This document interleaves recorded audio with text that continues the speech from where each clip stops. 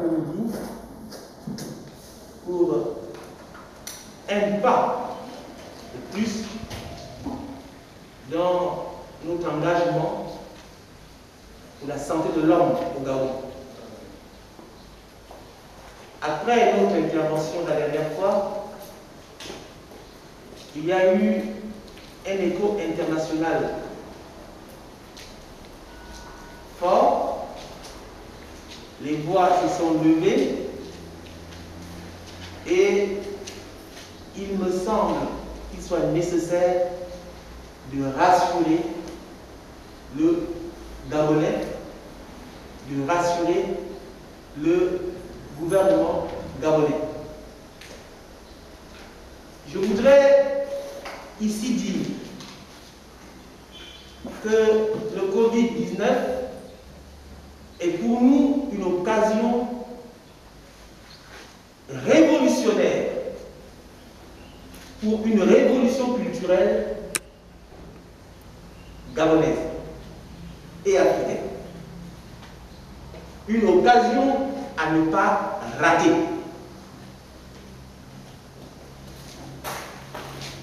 C'est l'occasion pour nous de montrer aux yeux du monde que nous ne sommes pas seulement des consommateurs de ce qui se passe ailleurs, nous sommes des producteurs de connaissances.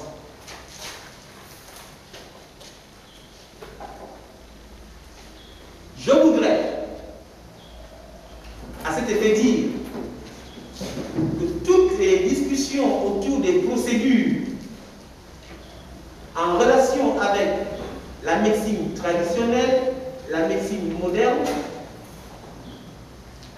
se concentrent autour d'une question fondamentale, les enjeux du pouvoir.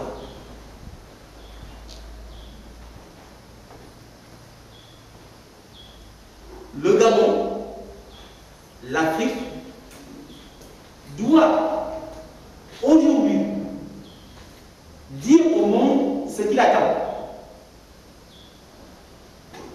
À l'endroit de l'OMS, je voudrais dire que ceux qui attendent des normes internationales, des procédures internationales fixées par l'OMS, c'est l'heure. Ils se trompent. Parce qu'il s'agit d'un problème culturel. Le 21e siècle, c'est le siècle de la convergence des cultures, où l'occidentalisation du monde impose ses normes. Or, à chaque culture, sa norme. La médecine est essentiellement un pan culturel. Chaque culture, sa rationalité, son mode de pensée. C'est pour cette raison que, au regard des procédures, répondant à l'appel du chef du gouvernement, le CEGARES atteste que nous avons des solutions gabonaises. Ces solutions sont à trouver dans ce que nous sommes, à savoir des chercheurs de la médecine occidentale, moderne, et des chercheurs de la médecine, des praticiens de la médecine traditionnelle africaine. Nous devons ensemble trouver une médecine de la troisième voie pour produire des résultats qui sont gabonais. À ce titre, nous avons déjà des produits à tous les niveaux qui ont montré leur efficacité dans plusieurs pathologies.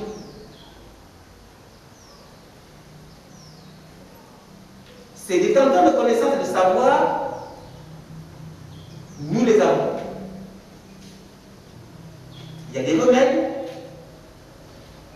Mais en termes de médicaments,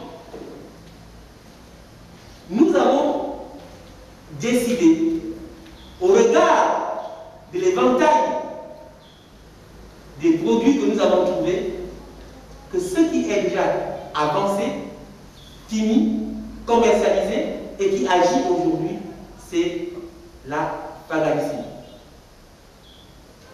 qui est un produit gabonais. On demande à l'État gabonais de prendre en charge la production qui coûte moins cher. Parce que dans l'état actuel, le Gabon ne fabriquant pas des flacons, la valeur devient plus chère. En dehors du fait que nous avons la pagalicine, il y a d'autres. Le Covid-19 vient d'ouvrir devant nous, et c'est urgent, la possibilité de révolutionner dans le sens d'une recherche des maladies rares. Les maladies rares, parmi lesquelles la sarcoïdose, certaines maladies cardiovasculaires, des cancers qui se guérissent chez nous, mais pour lesquels l'Occident ne trouve pas un intérêt à y mettre de l'argent parce que ce sont des problèmes africains. À l'Afrique, des solutions africaines. Je suis persuadé que si l'État gabonais prenait en charge le programme que nous lui proposons, un programme qui tient compte de toutes les valeurs anthropologiques, sociologiques, économiques, philosophiques, ontologiques, ontiques, nous arriverons à l'autodétermination. Écoutez, je suis fâché que nous soyons le pays de l'expérimentation. Qu'on nous amène des collègues occidentaux pour qui nous ne sommes que des sous-hommes, pour valider ce qui n'a pas été productif chez eux. Ça m'écoeure. Il y a un glissement. Le porte-parole du Covid est médecin. Donc, il doit être docteur Obiang. Mais si vous regardez, il a troqué son titre de docteur à monsieur. Ça a un sens. Ça a un sens. Ça veut dire qu'il y a d'autres enjeux qui ne sont pas des enjeux de santé. Au cœur de cette histoire-là, l'OMS a échoué.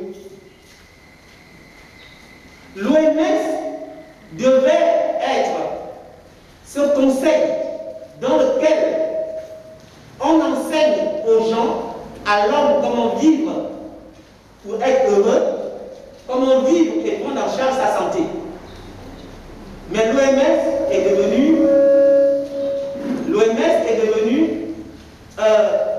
le bras fort du biopouvoir. C'est le bras fort de l'industrie pharmaceutique qui a été un monde sans critique.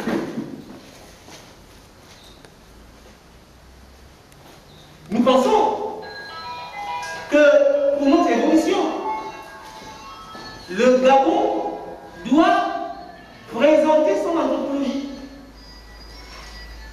Le Gabon doit présenter son anthropologie médicale.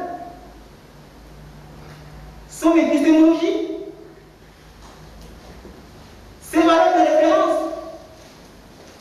Il ne peut pas être une chambre d'enregistrement des valeurs de l'OMS.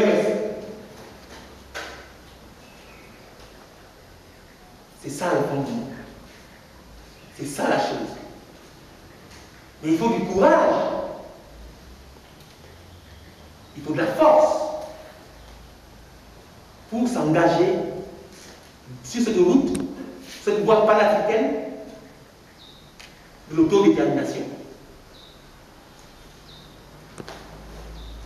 Le Centre d'Amont de recherche éthique et santé s'engage dès aujourd'hui même à ouvrir ses portes pour que les tradipraticiens expérimentent ce qu'ils ont à faire. Ce qui fait que, à partir de maintenant, sous l'autorité du chef de l'État, du chef du gouvernement, nous allons encadrer au niveau de la communication en santé, au niveau du traitement médical, toute personne qui pense être malade, ici même. Pour cette raison, je disais que il y a tout un programme de recherche qu'il faut développer avec des choses fiables. Un conseil scientifique avec des règles rigoureuses, connues objectivement par les praticiens de cette médecine-là, qui vont contrôler aussi le travail de la médecine moderne. C'est une question de testabilité.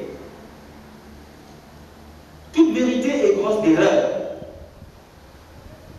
Combien de médicaments chimiques ont été introduits sur le marché et qui ont été retirés par la suite pour cause d'erreur?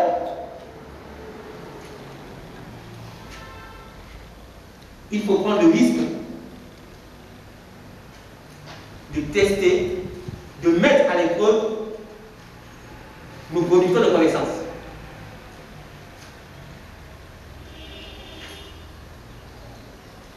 La phagocytine est un médicament.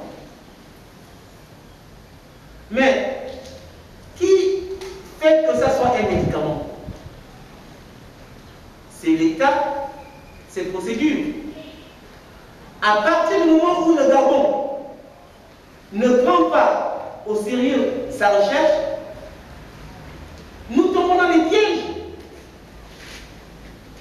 On est obligé d'aller en France, accepter des statuts inférieurs, pourvu que notre produit passe. C'est ça tout l'enjeu de la phagocytine. Quelqu'un qui n'a pas trouvé la molécule, qui n'a pas été sur le terrain, il est tellement, il en prend la paternité parce que notre État est incapable de développer des politiques publiques. La recherche, par exemple. C'est l'occasion de remercier tous ceux qui ont travaillé avec Dr Péli, professeur Louma, que vous connaissez, qui ont fait des essais cliniques au Gabon, et de remarquer que les autres sont plus en avance et actifs vis-à-vis par rapport à nous sur nos produits, pendant que nous sommes encore en train de chercher ce qu'il faut faire. En France, ils ont testé le produit, ils se sont rendus compte qu'il y a eu 17 cas guéri. Et au Gabon, on ne suit plus. Parce que nous sommes entrés dans l'ère de la dévalorisation de son frère. L'ère est venue pour nous de l'admiration réciproque.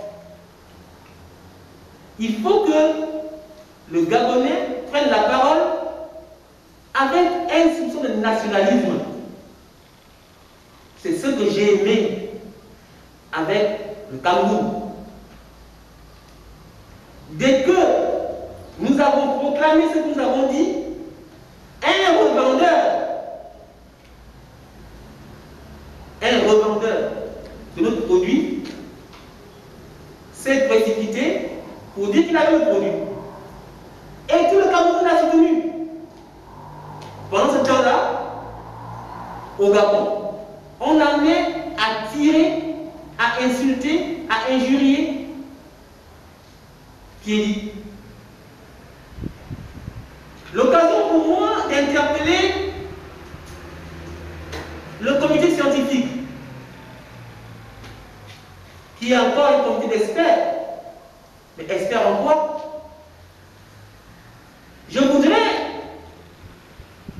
entendre le comité scientifique nous dire quels sont les produits qui ont été analysés, quelles sont les propositions qui sont faites. Mais malheureusement, ce comité est là plutôt pour freiner l'action concrète des individus.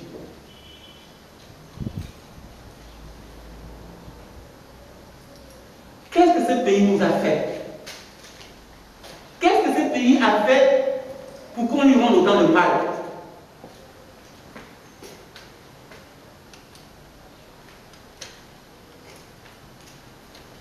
Je souhaite que les moyens qui ont été mis à la disposition du comité technique soient aussi mis à la disposition de notre structure pour qu'à temps et à contre-temps, nous arrivions à identifier les possibilités que nous avons pour pouvoir entrer dans la danse. Collecter l'information, traiter l'information, analyser, produire. Ce temps est un temps où les intelligences ne doivent pas se reposer jusqu'à ce que la victoire s'arrache. Et la victoire pour nous, c'est d'arriver à une médecine plurielle où les détenteurs des connaissances traditionnelles, les détenteurs du savoir artificiel rationaliste sont tous respectés et encadrés. Je vous remercie.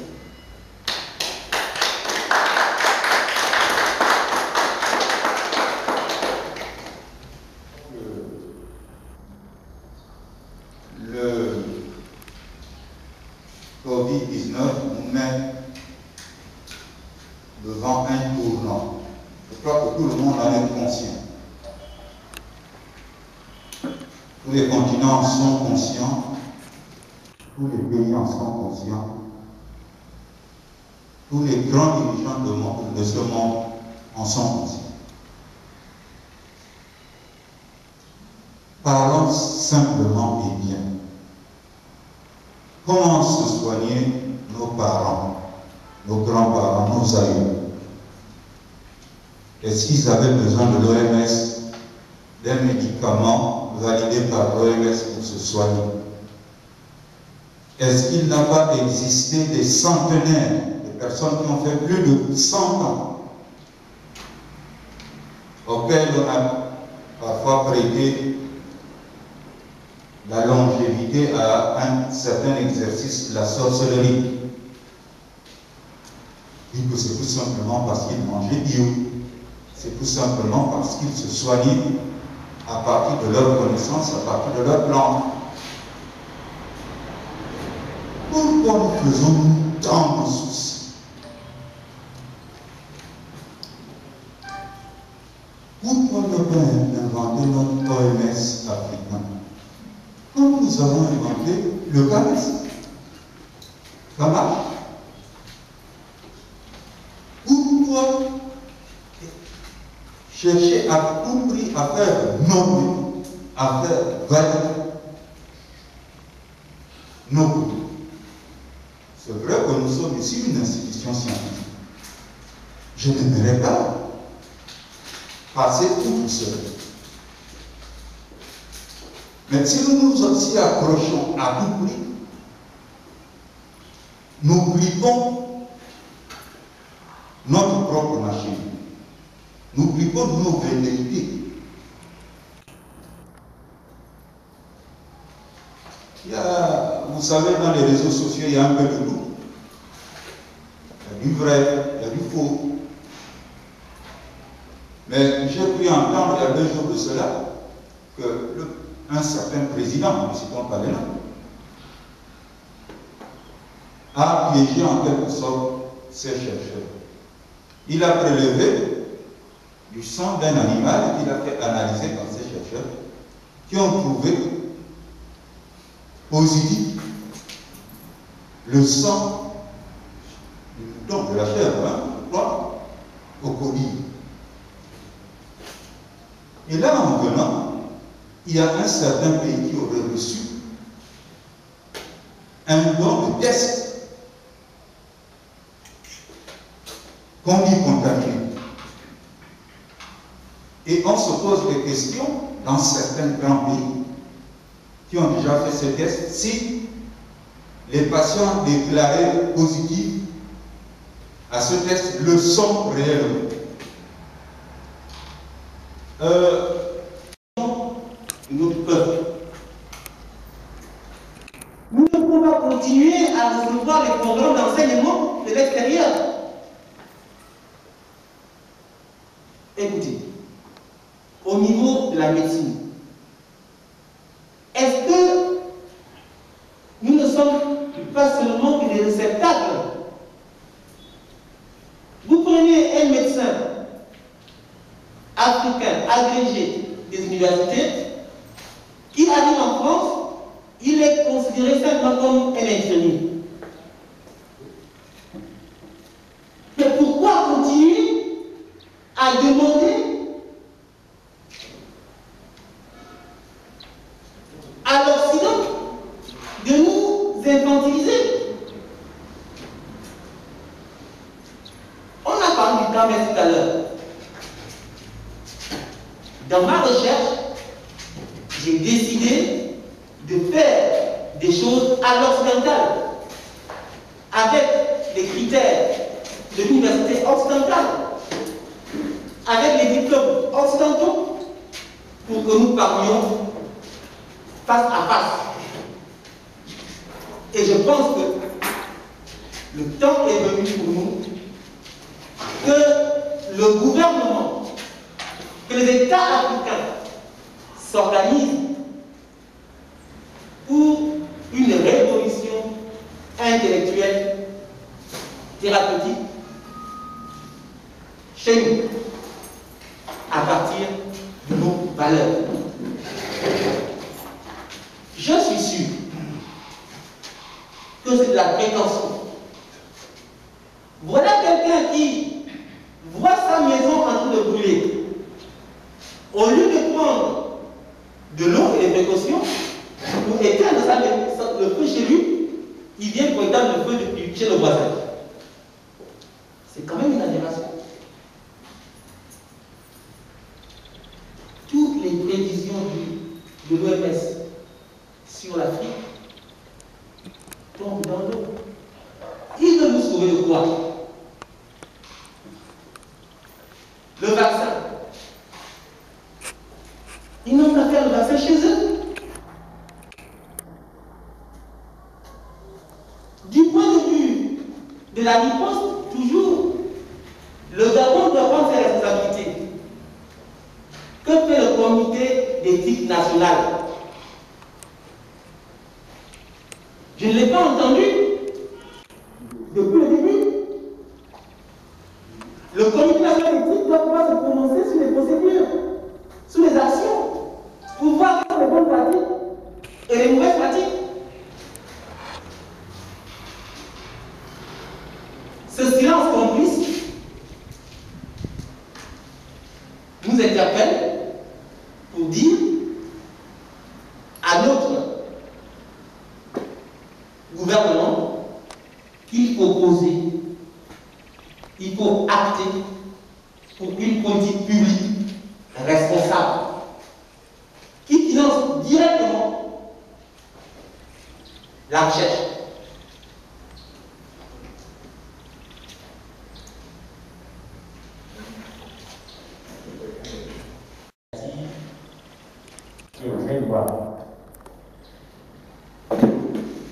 Si j'ai décidé de prendre part à cette initiative, si je suis présent dans cette salle depuis jeudi 7, c'est bien parce que je suis de ceux qui encouragent la valorisation de la médecine africaine.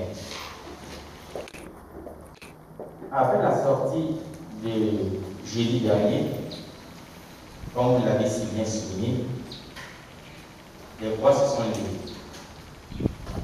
Les Africains, aussi bien à l'intérieur du Gabon qu'à l'extérieur du Gabon, beaucoup ont été contents de savoir que le Gabon a présenté une solution concrète. Mais, à côté de cela, il y a également des personnes qui ont revendiqué être des propriétaires officiels de la pharmacie. Personnellement, je ne doute pas un seul instant de la qualité de ce produit parce que je suis un adepte de la médecine traditionnelle africaine. Maintenant, pour toutes ces personnes qui ont même déjà commencé à solliciter la pharmacie, à nous demander si elle est en vente, mais en même temps, qui se trouvent en face des personnes qui revendiquent la propriété de ce produit. Quelle est la réponse que nous allons leur apporter? Parce que nous leur avons dit, nous avons une prochaine réunion, nous vous apporterons certainement une réponse. Il y a un certain journaliste dont je ne peux pas citer les noms, et que le professeur Van nous connaît très bien, qui a fouillé dans certains archives et qui nous a présenté un certain nombre d'interventions qui portent le nom d'un certain professeur d'origine camerounaise qui vit en Europe. Certes, le professeur, dans son propos tout à l'heure, a essayé d'expliquer ce qui se passe réellement, mais je voudrais que, puisque le docteur Piedi Olobi est présent, qu'il essaye de nous dire ce qui se passe véritablement, puisqu'il serait le véritable inventeur de ce produit.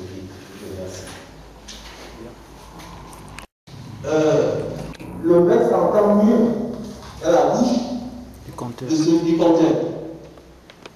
Mais il est intéressant de vous dire que le débat se trouve à deux niveaux. Est-ce que c'est un médicament? Il n'y a pas de débat là-dessus. C'est un médicament. Est-ce qu'il a produit des résultats? Oui, il a produit des résultats. Est-ce qu'il est là? Oui, il est là. Il demande à être produit en quantité. C'est la question essentielle. Est-ce que la maladie est là? Est-ce que la maladie est là? Oui. Présentez-nous des patients qu'on les soigne. C'est ce qui est pertinent. Et c'est là que l'État gabonais doit agir. Parce que nous voulons soigner l'homme. Il y a de l'urgence. Maintenant, la question de la paternité du produit. Je suis directeur de recherche. C'est-à-dire que j'ai un diplôme qui s'appelle habilitation à diriger des recherches. Ce qui veut dire que tous les travaux sont faits dans notre laboratoire, c'est moi qui les signe. Je suis donc responsable de la caution scientifique de ces travaux. C'est important de savoir. Et dans tout travail scientifique, ceux qui ne prennent pas directement à l'activité sont co-auteurs de la production. Il s'agisse d'un article scientifique, d'un livre, d'une invention. Sur ce point, il se trouve que, je passe les détails, Ethion est celui qui est dans un laboratoire en France, à Bichat. C'est un laboratoire qui demande la brevetabilité. Et Ethion a toutes les caractéristiques scientifiques pour pouvoir porter ce projet. D'où son nom, en premier. Mais en même temps, il n'y a que ceux qui ont travaillé sur la découverte même du produit sont Piedi, qui, profitant de sa posture de directeur de l'hôpital général, dans un contexte difficile où le sida n'avait aucune possibilité de solution, a cherché à trouver des remèdes pouvant permettre un relèvement. Piedi était cousin du professeur Mabou, qui n'est pas médecin, mais quelqu'un de très fort. Il va se rapprocher de lui et lui dire, professeur, je constate que le Fadala peut faire des résultats positifs sur le sida. Est-ce que vous pouvez essayer de faire de l'analyse chimique dans ce sens-là? Le beau-frère, les beaux-frères qui sont beaux, s'engagent dans une aventure. Un grand récit.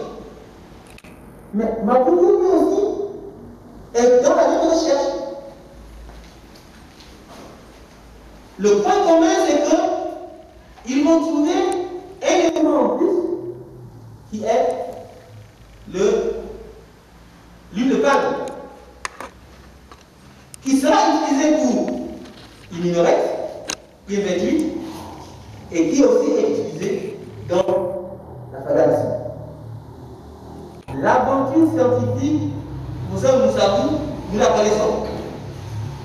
Ça a été rude.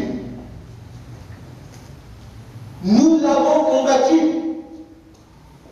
Le Gabon a tué ces chercheurs. On a fait du Gabon le cimetière des savants.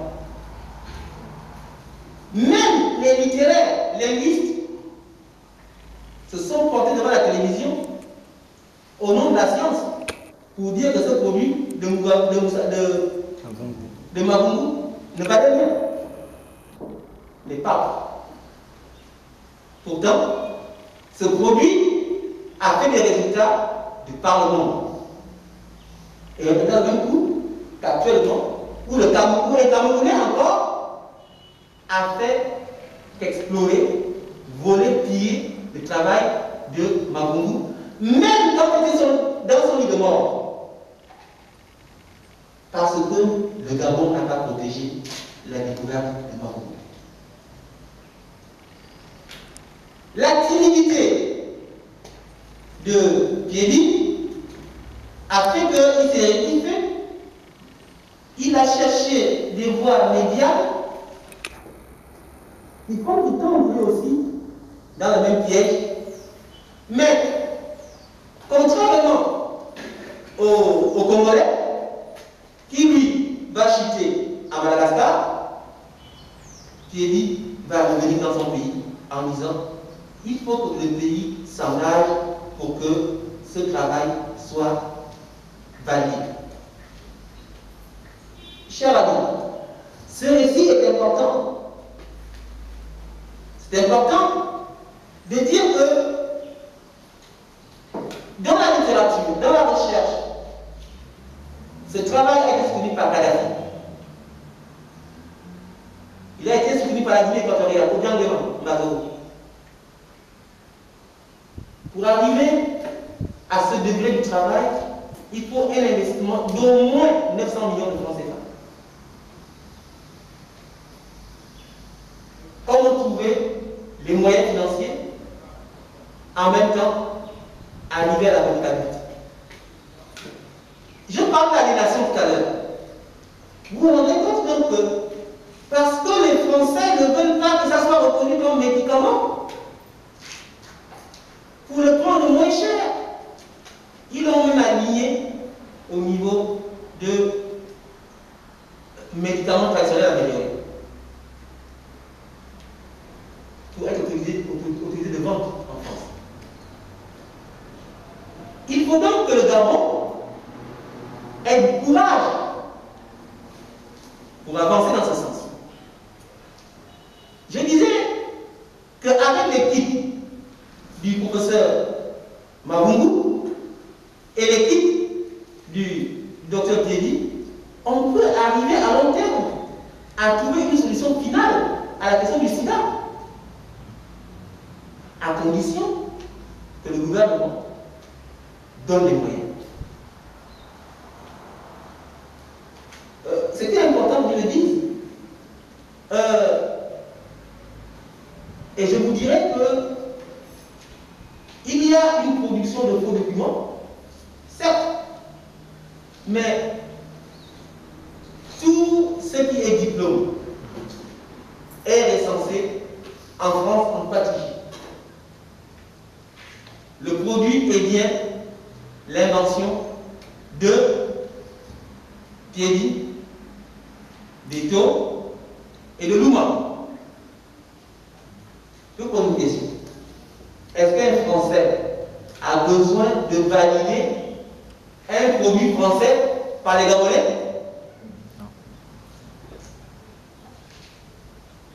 Pourquoi est-ce qu'un Français viendrait chercher les Gabonais pour valider son produit? Je pense qu'il y a un problème de l'admiration réciproque, de l'orgueil national. Nous avons envie de dire Gabon d'abord. C'est l'occasion de faire Gabon d'abord.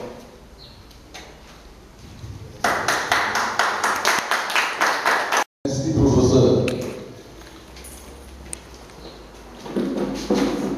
Je vous dis, je confirme, la fadalicine est un produit gabonais.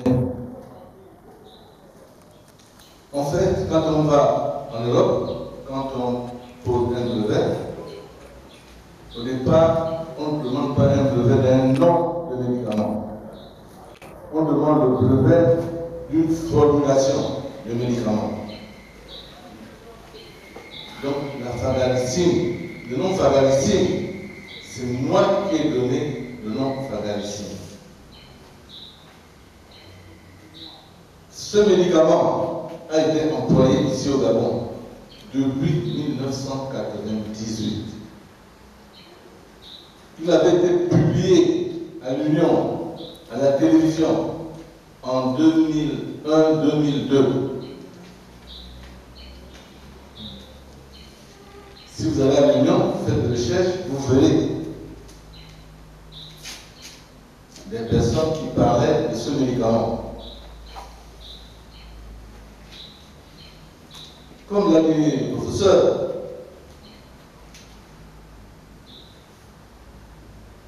quand je vais avancer, après avoir observé avec des amis ici, que le médicament donnait des résultats très spectaculaires. Quelqu'un qui était séropositif venait de prendre ce médicament. Après X temps, quand on part au labo, il n'y a plus rien. Et ça, plusieurs médecins l'ont observé. C'est comme ça que j'ai été encouragé à poser un brevet rapidement. Le premier réflexe que nous connus à l'OAPI, qui était situé au Frangipanier. Je vais là-bas accompagné par Dr Louma. Quand on nous donne le formulaire, nous nous rendons compte que le questionnaire était tendancieux. C'était en fait pour nous prendre la formule. Parce qu'on vous demandait le mélange, les dosages et tout. J'ai regardé, le moment, non, c'est pas la peine. Voilà pourquoi la médecine traditionnelle n'avance pas. Personne ne viendra demander un brevet dans ces conditions. Nous sommes repartis. Et comme j'étais en temps médecin privé chef d'État, je me lui rends compte, il me dit, attends, on ira en France, je te présenterai à des amis qui sont dans la recherche. Donc, au cours d'un voyage, quand j'arrive, il me donne des adresses, et par hasard, je rencontre M. Hilarion Deva. Je lui dis, bon, je suis venu ici pour faire des médicaments. Il me dit, quel médicament? J'ai dit, non, j'ai une molécule qui, dès que tu prends, tu prends fort. Il dit, ah oui, là, c'est bon. Bon, c'est pas la peine d'aller chez les gens, je vais t'envoyer chez mon neveu qui travaille ici et qui a un laboratoire. Il s'appelle Eto Bruno. Donc, il fait la relation. Je rencontre M. Eto Bruno. Je lui dis, en fait, je ne viens pas faire un médicament pour les élections, mais plutôt, j'ai un produit qui soit le sida. Voilà les résultats des laboratoires faits au Gabon. Quand je présente, M. Eto est émerveillé. Il me dit, bon, on va aller à l'INPI, demander un brevet. Nous sommes allés ensemble, arrivés à l'INPI. Il me dit, écoute, ici c'est la France, je suis français, je suis franco-camerounais, donc c'est peut-être mieux que je mette ça en mon nom d'abord. J'ai dit, non, c'est pas possible. Tu es co-inventeur, on met le nom, je te mets mon nom de poste après. Il dit, d'accord, d'accord. Si ça ne passe pas, on le verra. J'ai mis mon nom en premier, il n'y a pas de problème. Lui, il est venu en second. Je me suis dit, 1, 2, c'est dangereux. J'ai dû ajouter le nom de Louma, qui était des Sogabon. Je l'ai appelé, j'ai dit, docteur Louma, je t'ai mis comme faux inventeur parce que je me retrouve avec un cerveau camerounais, je fais qu'on soit 2 contre 1. Il me dit, merci beaucoup. Et c'était fait. Donc, dans la démarche le nom de brevet, on a beaucoup avancé. Après, on a eu un diplôme, un papier d'utilité publique qui nous permettait donc de faire des essais. Je reviens au Gabon pour pouvoir organiser ces essais en 2003. Et quand je reviens au Gabon, je suis mis dans une affaire de propagation de fausses rumeurs. On me prend, on me met en prison au groupe pour que je fasse 7 mois. Je reste 7 mois en prison, je ressors. Mais pendant que j'y étais, j'ai réfléchi, je me suis dit, ah, je ne suis pas du tout intéressé par cette fausse rumeur, mais si on me met ici, c'est peut-être pour le problème du médicament. Et il y a une séquence importante, j'ai oublié de vous dire.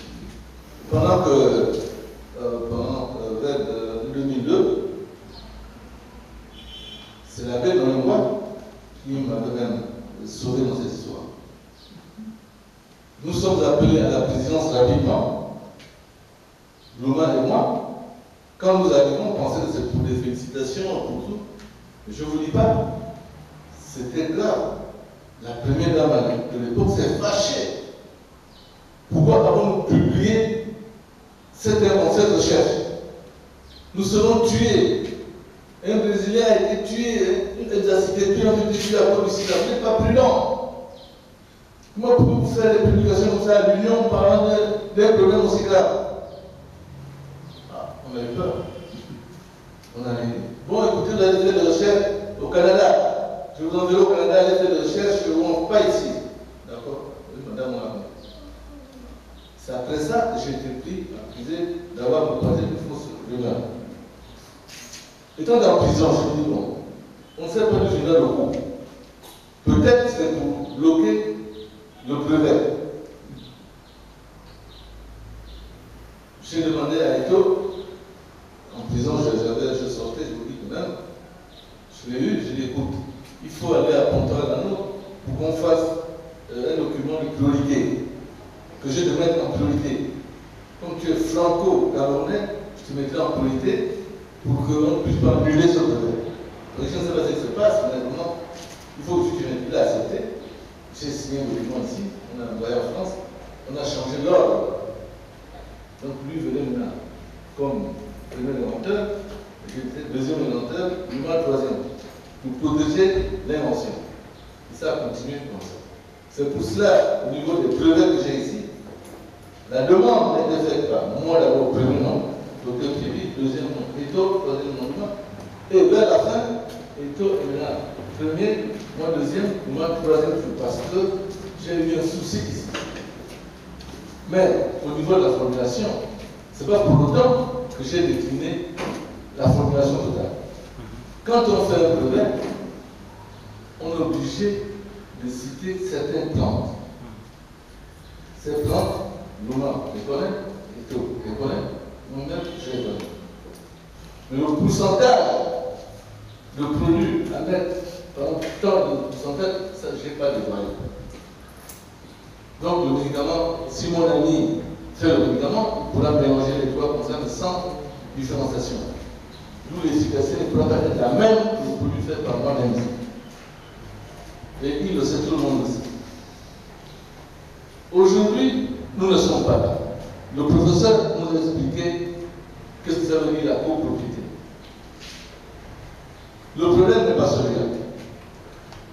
Le problème est autre au niveau national. Raoul, justement, en a parlé, qui a fait la promotion, on peut dire ainsi, de la chloroquine. Demandez à Raoul s'il connaît même l'inventeur de la chloroquine. Je ne suis pas sûr qu'il puisse le faire. S'il connaît qui a inventé la zithromycine, je ne suis pas sûr qu'il puisse le faire. Mais en tant que praticien, il a utilisé ces produits. Et il a le droit, le devoir de les utiliser pour un protocole thérapeutique. Donc au niveau du Gabon, ce n'est pas qui a inventé la phagocytine qui compte. Est-ce que quelqu'un s'est levé pour dire ne travaillez pas, ne faites pas ça, c'est mon produit? Personne ne peut se lever pour dire que c'est son produit qui n'avance pas. Quand nous sommes dans une co-invention, nous avons tous la possibilité de faire la promotion de cette invention. C'est au niveau de royalty que nous devons se reverser des royalties. Mais chacun a le droit de faire la promotion de ce produit. Donc la phagocytine, je vous dis, elle est ici. Comme dit le professeur, si c'était le franco-camerounais qui était l'inventeur, il n'aurait pas eu besoin de nous ici au Gabon. Il est français, il est tranquille chez lui, il est camerounais, c'est la même forêt, il avait tout chez lui. Il n'avait pas besoin de se faire accompagner par deux Gabonais dans un brevet. C'est parce que l'invention est d'abord gabonaise. Et que cette situation de chercheur en France a fait que nous l'utilisions. C'est nous qui l'avons utilisé. C'est nous qui l'avons utilisé pour avancer.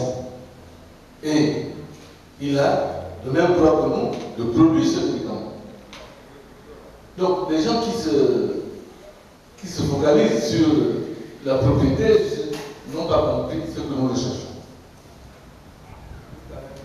Nous ne sommes pas au niveau de qui a inventé quoi, qui a fait quoi. Mais la chance encore, c'est qu'il s'agit là d'un médicament que j'ai inventé. Et qui a son histoire ici. Tout ce que j'ai dit peut se prouver ici. Et tôt, quand nous sommes allés en Libye, nous avons eu des soucis autour. Je peux pas vous raconter tout ça ici. Quand vous allez sur Internet, c'est ça. Ils ont vu que je l'ai porté plainte à Paris. Pourquoi j'ai porté plainte à Eto à Paris? C'est dans tout l'Internet, quand vous demandez, vous voyez ma plainte à Paris. Mais il fallait qu'il réponde, c'était à lui qui devait répondre. Non, non, c'est pas le plainte, c'est à moi. Donc, tu as mis sa réponse à ce sujet? Rien. Qu'est-ce qui a fait que Eto rebondisse en 2010? La plainte c'était en 2008. En 2010. C'est parce que j'ai mis la fuite avant. Il est venu me voir. Il me dit, écoute, on a commencé un travail en tant que frère. On a eu des situations difficiles, c'est vrai, je le connais. Mais qu'est-ce qu'on fait de tous les gens que tu as traités au Cameroun et tout, moi je suis au Cameroun, tous les gens que tu as traités au Cameroun et tout, qu'est-ce qu'on fait de tout notre cherche? Je ne veux plus parler de produits en France, c'est au Cameroun. Il me dit, j'ai une connaissance qui doit payer au Cameroun. Est-ce que vraiment on ne peut pas faire quelque chose local qui me donne un papier pour que je puisse avoir l'autorisation sur le marché camerounais? Et c'est faisable, nous sommes repartis au Cameroun. Je suis allé à droite pays, j'ai vu ce monsieur, j'ai vu tout le monde. Et voilà comment on a trouvé un palliatif pour le Cameroun. On lui a fait faire un brevet local signé à Yaoundé. Vous voyez que le brevet Yaoundé peut parler en France. Sur le site internet, le brevet des taux de Fabricine est signé à Yaoundé à droite pays. C'était pour lui permettre d'avoir l'autorisation de mise sur le marché camerounais. Et il l'a obtenu. C'est pourquoi la Fabricine est vendue librement au Cameroun.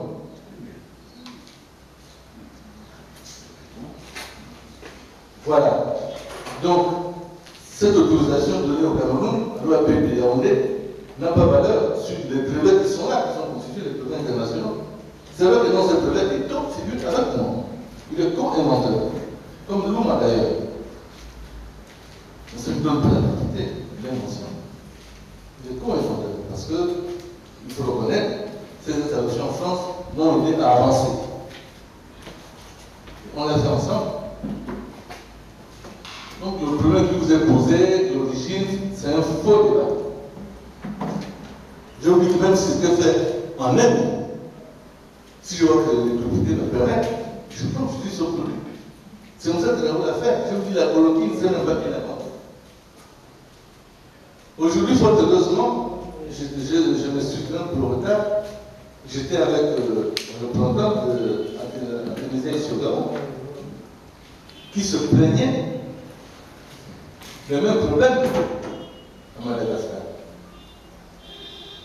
Mais la force, c'est que le président malgache, en tant que chef d'État responsable de ses compatriotes, a pris l'initiative de distribuer le médicament dans son pays. C'est ce que nous demandons en tant qu'Afrique.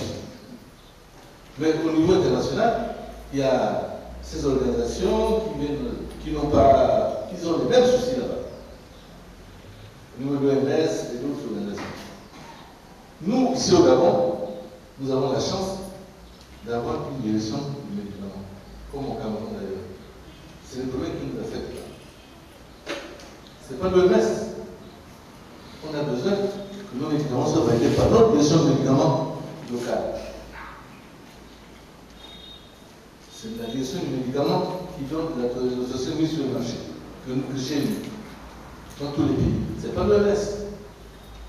Bon, nos politiques utilisent ça comme argument pour ne pas avancer.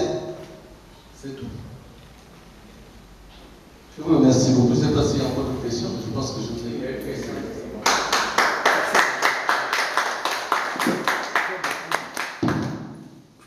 Je vais d'abord me présenter. Je suis Moussa Rouja. Je suis chercheur à l'Institut de recherche en sciences humaines, un des instituts du CNRS. Je suis docteur en sociologie spécialité sociologie des organisations et des institutions publiques.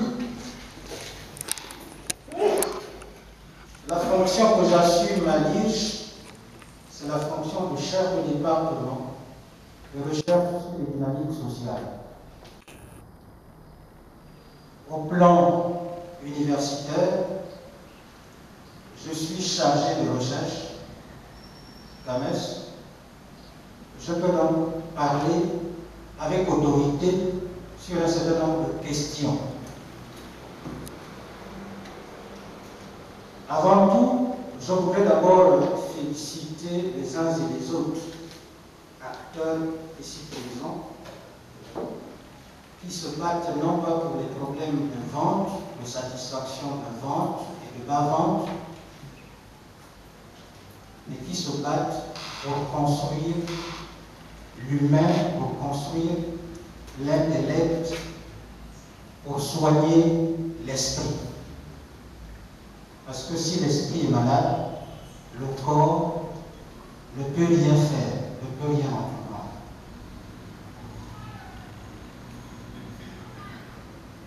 Je suis heureux de prendre la parole ce jour. J'ai décidé de venir parce que je vous ai suivi dernièrement à la télévision. C'est vrai que j'avais l'information donnée par mon collègue, le professeur Rondo, ici présent.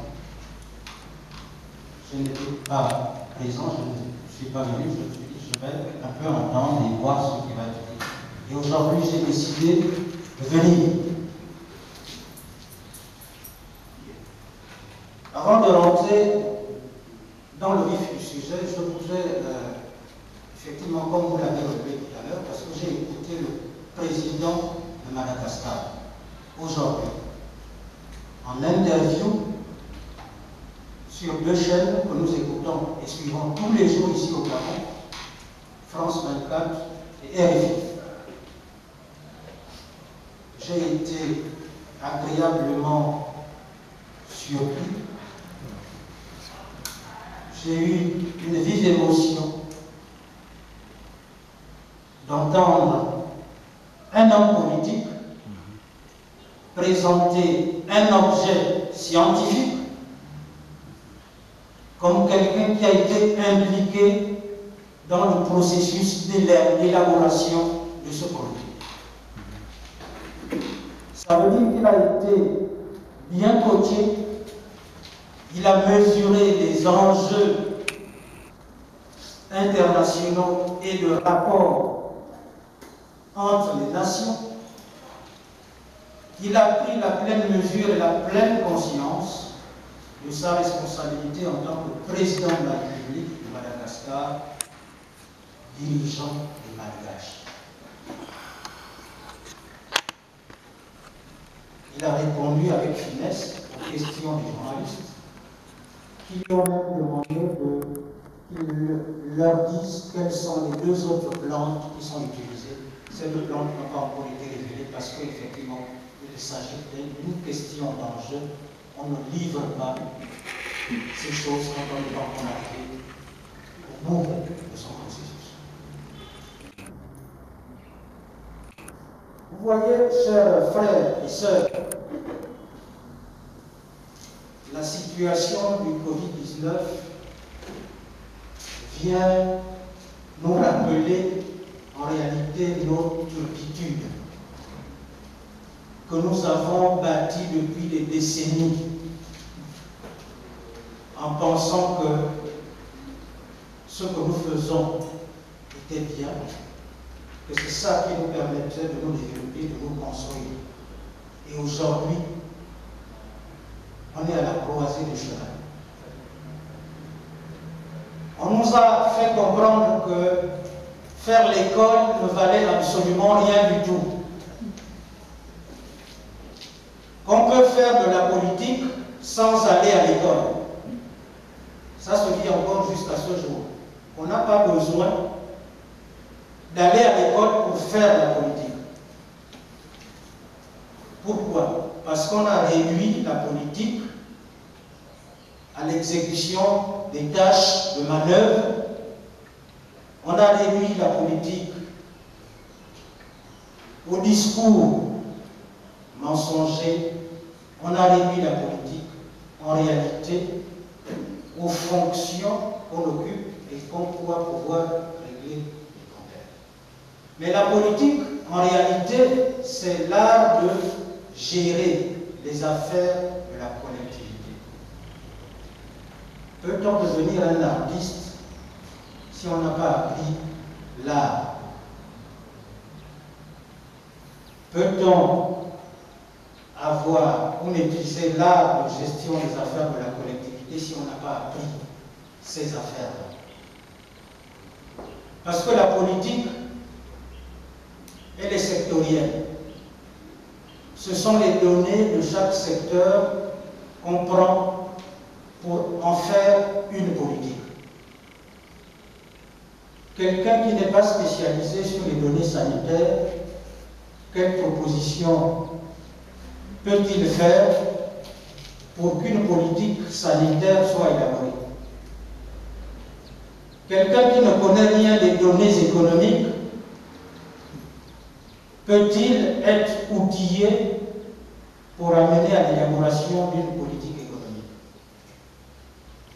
On peut citer tous les domaines. Aujourd'hui, nous sommes à la croisée des chemins. Parce que même pour une affaire comme celle-là, c'est comme si personne n'était allé à l'école. Je suis au regret de le dire et de le constater, même la télévision nationale, qui vit à travers l'argent du contribuable, n'est pas ouvert en réalité aux chercheurs, aux spécialistes, à ceux qui ont appris ces choses-là, pour qu'ils débattent et qu'à travers les débats, la société soit édifiée. Vous voyez ce que le docteur Kelly venait de dire tout à l'heure? Ça ne pourra pas passer entièrement parce que les conditions d'un journal parlé sont limitées par le temps.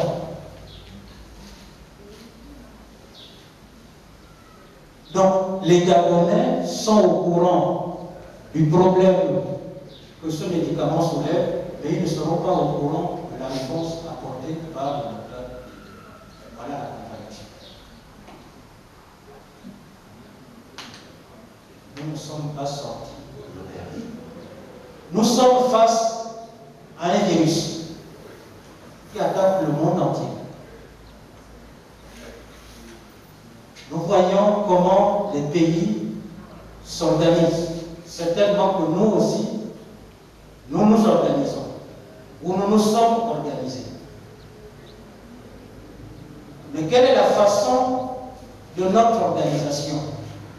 Quels sont les objectifs, quels sont les moyens, quelles sont les ressources pour rendre notre organisation efficace face à la menace du virus? Excusez-moi, le sociologue, il interroge les faits sociaux et il traduit ce que les faits sociaux nous disent. Il ne fait pas autre chose que cela. On a annoncé un certain nombre de moyens financiers dégagés. Je n'ai pas entendu un seul franc CFA mis à la disposition de la recherche. On a annoncé des moyens financiers pour les kits alimentaires, on a annoncé des moyens financiers pour le confort matériel, c'est-à-dire l'électricité, l'eau, ça ne sais même pas si c'est un confort. Au regard des difficultés que les uns et les autres éprouvent pour avoir de l'eau. On a annoncé des moyens pour soi-disant des personnes économiques. Et qui aujourd'hui, dans la communication traditionnelle, à qui on peut poser toutes les questions. Et elle les répondait à l'aide. Nous sommes à l'origine. Parce que chez nous, la recherche n'existe pas. Le Bagala vient de l'héritage de M. Kéli. Son père était Ndobi, sa mère et sa grand-mère, Ngwebilo, donc détenteur des plantes. C'est au nom de ces personnes-là dont je fais partie que je prends la parole. Et je fustige la discrimination dont nous sommes l'objet, dont nous faisons l'objet. Quel titre universitaire vous pouvez donner à Madame Lévy? Je n'ai pas de livre. Je suis désolée, je le dis, j'ai la fin. Parce que pour être détenteur d'un savoir-faire, il faut être élu.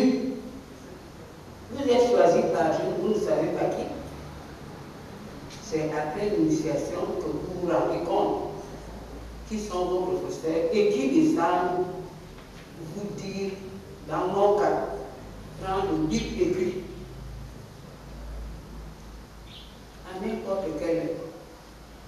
Donc, ce cheminement-là, pour accéder au titre dont je suis aujourd'hui, est ignoré de tout. Parce que ce que vous venez de dire là, je suis diplômé en ça, je suis diplômé en ça, je suis diplômé. Moi, je suis des alliés. Mais ce ne sont pas les diplômes homologués par. Alors, ce qui fait que quand vous nous voyez, les gens ont l'air de maîtriser. Vous voyez dans les débats, que ce soit du côté du droit, que ce soit du côté de l'économie, madame Lévy. Pourquoi?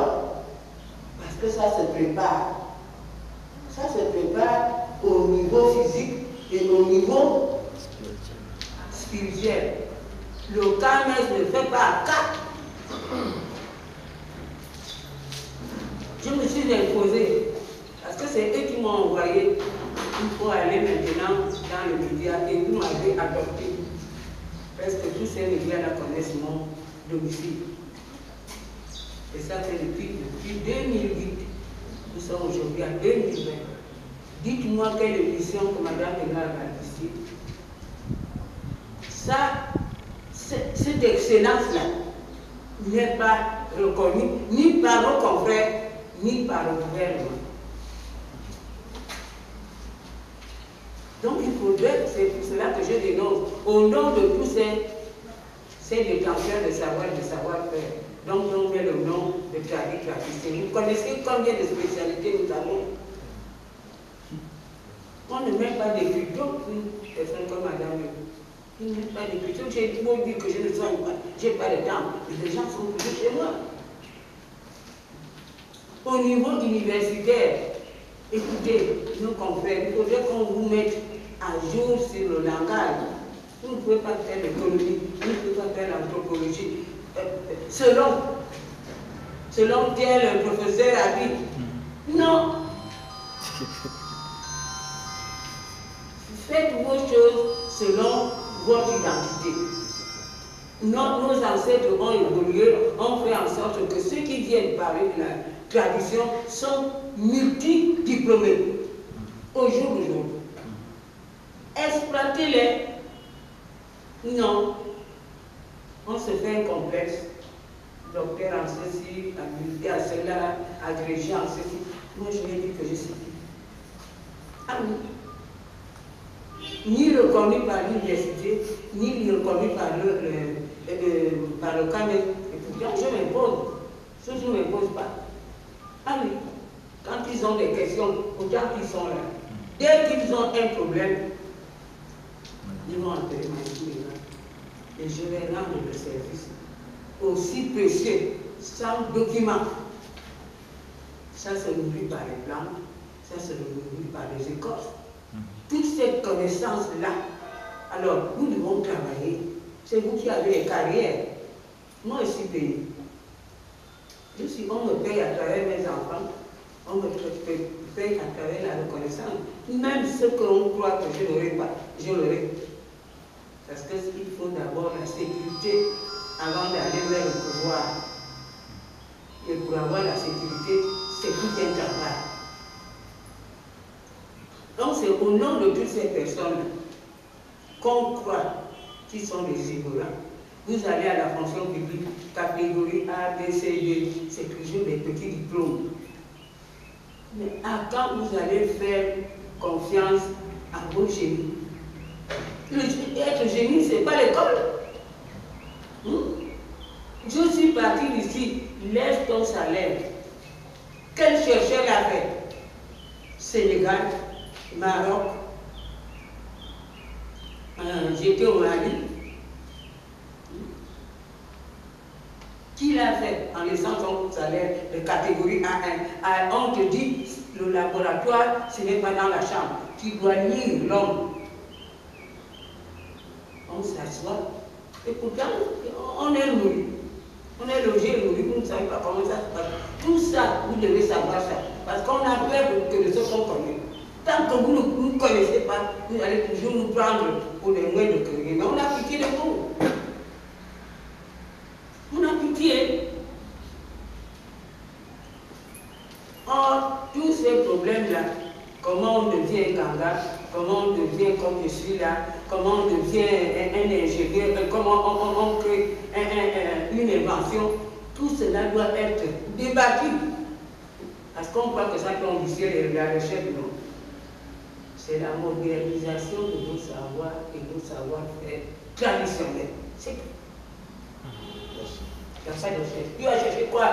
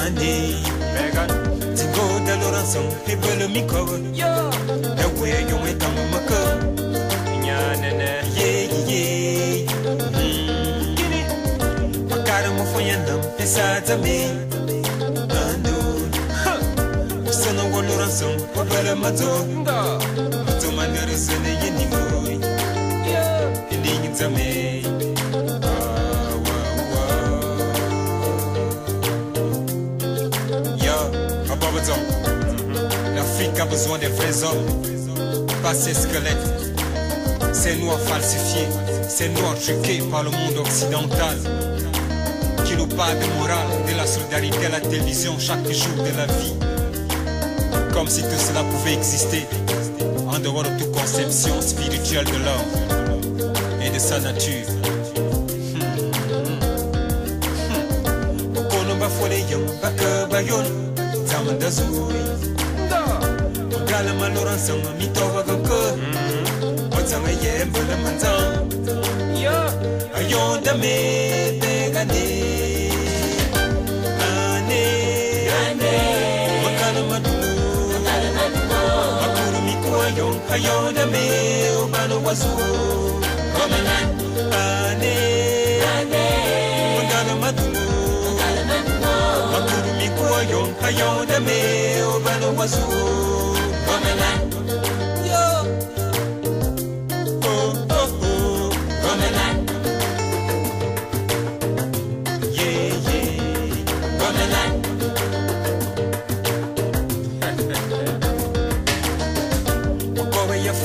Facile Roussili, Borobeni.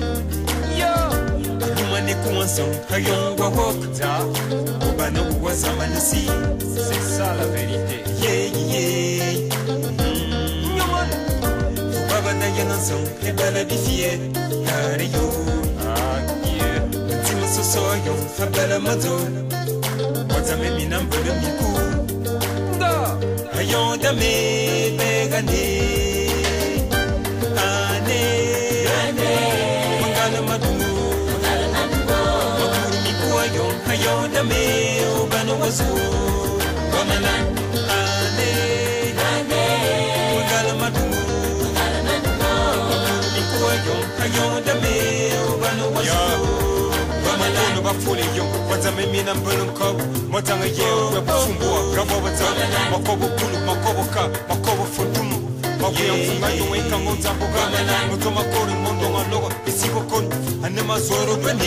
Mondo